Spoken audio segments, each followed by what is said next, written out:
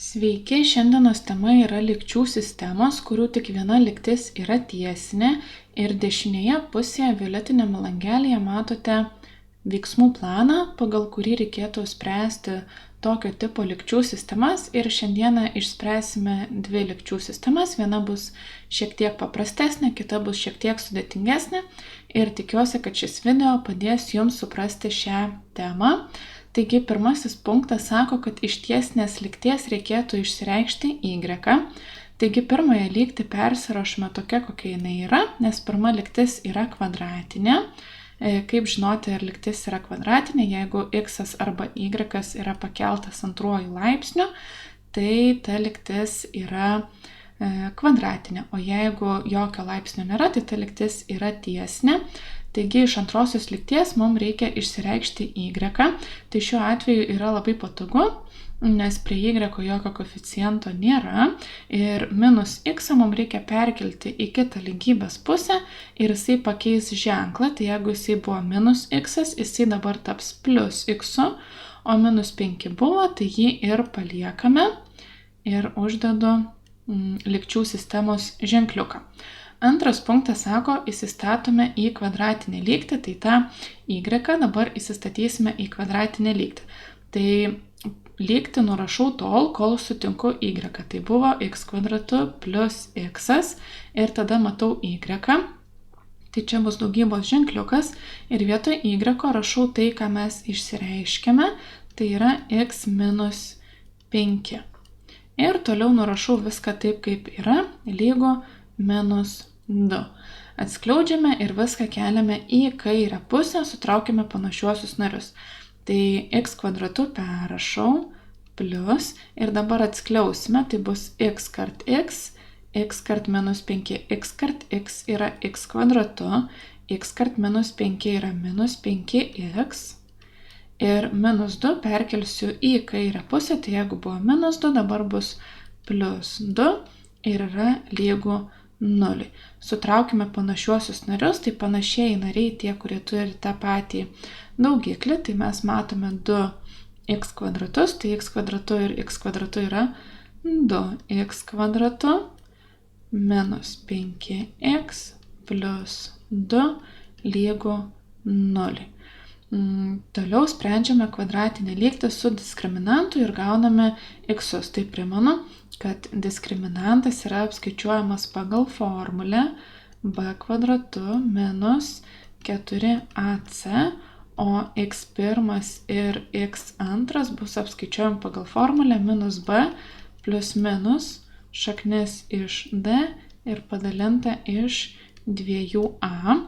Tai pradžioje skaičiuokime diskriminantą, tai bus minus 5 kvadratu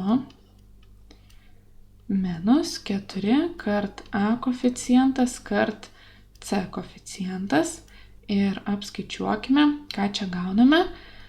Minus 5 kvadratu yra 25, o minus 4 kart 4 yra minus 16. Apskaičiuojame, gauname 9 ir galime iš karto išsitraukti šaknį iš 9. Šaknis iš 9 yra 3. Taigi skaičiuosime x1 ir x2.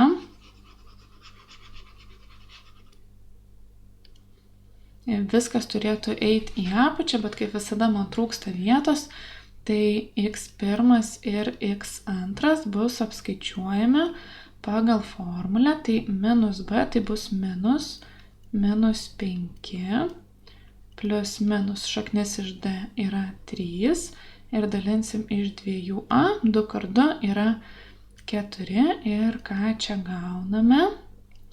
Gauname, taip, minus 5 yra 5, 5 plus 3 yra 8, 8 padalinta iš 4, gauname 2. Taip pat minus 5 yra 5, 5 minus 3 yra 2, 2 dalinta iš 4 yra pusė. Gavome x sprendinius, įsistatome į y išraišką, tai y mes išsireiškime, kad tai yra x minus 5. Tai pirmasis y bus vietoj x, įsistatysiu 2, 2 minus 5 yra minus 3 ir apskaičiuokime antrą y. Pagal tą pačią formulę, tik tai vietoj x jau įsistatysiu pusę. Pusė minus 5 yra minus 4,5. Ir rašome atsakymą. Tai atsakymas yra 2 taškų koordinatės. Tai pirmojo taško koordinatės yra 2 ir minus 3. Antrojo taško koordinatės yra pusė ir minus 4,5.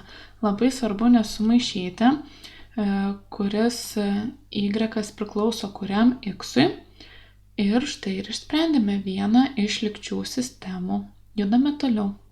Štai mūsų antroji lygčių sistema.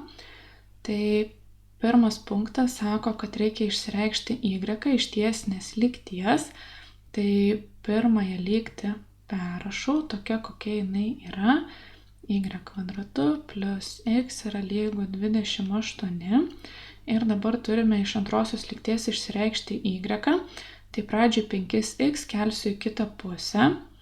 Tai 2y lygu 5 minus 5x. Dar neišsireiškiau, nes prie y yra koeficientas 2. Tai šią lygtį dar iš abiejų pusių padalinsiu iš 2. Tai teks dar kartą persirašyti pirmąją lygtį. Ir dabar, kai padalinsiu iš 2 abi pusės, tai kairėje pusėje lieka tik y, o dešinėje pusėje atsiranda trupmena. Štai išsireiškime. Dabar y turėčiau įsistatyti į kvadratinę lygtį. Tai vietoj y kvadratu rašau tą trupmeną 5 minus 5x dalinta iš 2. Ir tai buvo y pakeltas kvadratu. Tai dabar uždedu skliaustelius ir keliu kvadratu, o visą kitą perrašau. Plus 4 lygu 28. Turėtumėm dabar atskliausti. Tai kad galėtumėm atskliausti, turime pakelti kvadratu tuos skliaustukus. Kaip trupmeną keliam kvadratu? Tai trupmeną keliam kvadratu atskirai keldami skaitiklį ir vardiklį. Tai jeigu trupmeną keliam kvadratu, tai atskirai keliu skaitiklį, atskirai vardiklį. Tai kaip ir čia problemų neturėtų būti, bet mes skaitiklyje turime 2 narius, tarp kurių yra minusas. Tai prisimenam, kai tuos 2 narius, tarp kurių yra minusas, keliam kvadratu, keliam pagal greitosios daugybos formulę, kuri išsišifruoja taip: a kvadratu minus 2ab plus b kvadratu. Taigi atskliauskime. Pirmasis narys yra 5, tai 5 kvadratu yra 25 minus 2 kart 5 kart 5, tai 5 kart 5 yra 25, o 25 kart 2 yra 50, x prisiklijuoja ir toliau turi būti b kvadratu, tai b narys yra 5x, tai 5x pakelta kvadratu bus 25x kvadratu.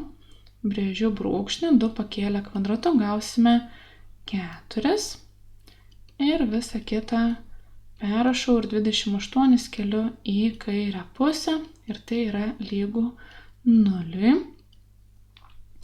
Ką dabar daryti? Mes turime lygtį, kurioje yra trupmena. Tai tos trupmenos vardiklis yra 4. Tai kad atsikratytumėm tos trupmenos, galime visą lygtį padauginti iš 4. Kas tada atsitiks? Tai 4 susiprastins. Tai kaip pirmą narį padauginsim iš 4, tą visą trupmeną, mums liks tik tai skaitiklis. Tai tą skaitiklį dabar ir perrašysiu, bus 25 minus 50x plus 25x kvadratu. Kai 4 padauginsiu iš x, gausiu 4x, o minus 28, kai padauginsiu iš 4, gausiu minus 112. Štai atsikratėme trupmenos. Dabar galime sutraukti panašiuosius narius. Tai x kvadratas panašiųjų narių neturi, tai bus 25x kvadratu. Tuomet minus 50 plus 4 bus minus 46x, o laisvuosius narius, kai sutrauksime, gausime minus 87 ir tai yra lygu 0. Spręskime su diskriminantu, tai diskriminanto formulė yra b kvadratu minus 4ac, tai minus 46 kelsim kvadratu, minus 4 kart 25 ir kart minus 87. Čia apskaičiavę gauname 2116 plus 8700. Sudėkime, gausime 10816 ir kai ištrauksime šaknį, gausime 104. Skaičiuokime x1 ir x2. Tai minus b, tai bus minus 46 plus minus 104 ir dalinsime iš 2a, tai dalinsime iš 50 ir apskaičiavę gauname x1 3, o x2 minus 1 sveikas ir 16 šimtųjų. Įsistatykime į y išraišką, tai skaičiuosim y1 ir y2. Tai prisimenam, kad ta išraiška buvo štai tokia, patys tokią ir pasidarėme. Ir dabar, kai įsistatysiu pirmąjį x, čia gausime minus 5, pasidarysiu savo šiek tiek vietos.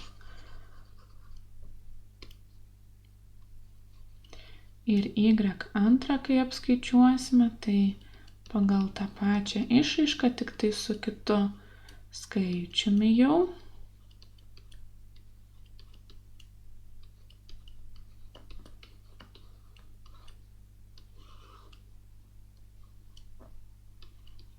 Štai čia gausime 5 sveikus ir 4 dešimtąsias. Užsirašykime atsakymą.